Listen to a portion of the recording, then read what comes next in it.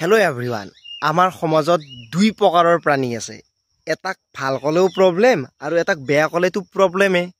কাৰণ মই কোনো এজন ইউটিউবাৰ নহয়, মই হৈছোঁ এজন কেণ্ডিডেট। আপুনি যেনেকৈ পৰীক্ষা দিছে, আপুনি যেনেকৈ ইণ্টাৰভিউ দিছে, ময়ো তেনেকৈ পৰীক্ষা দি আছোঁ, ময়ো তেনেকৈ ইণ্টাৰভিউ দি আছোঁ।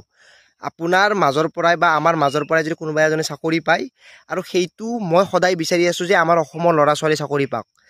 যদি মই SSC GDৰ কাট অফ কম যাব বুলি কওঁ, কামটো মই কৰা নাই, কাট অফটো কি যায় কিমান যায় সেইটো অফিচিয়েলি নিশ্চয় গম পাব। কিন্তু কাট অফ যদি কম যাব বুলি কওঁ, কেইজনমানে ক'ব যে এনে মানুহক উৎসাহ দিলে কি হ'ব, কাট অফটো বহুত বেছি যাব।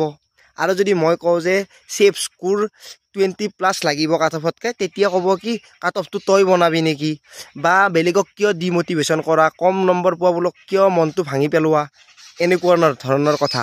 এতিয়া আপুনিয়ে কওক, আপুনি পৰীক্ষা দিছে, মই বিচাৰোঁ আপোনালোকে গোটেইকেইটা ষ্টেপ পাৰ কৰি আপোনাৰ মেৰিট লিষ্টত নামটো অহাটো। এতিয়া কোনে চাকৰি পায় কোনেও নাজানে। বেছি নাম্বাৰ থকাখিনিও ফেইল কৰিব আৰু কম নম্বৰ থাকিলেও পাছ কৰিব, যদি আপোনালোকে গোটেইকেইটা ষ্টেপ পাৰ কৰে আৰু কাট অফত নামটো আহে।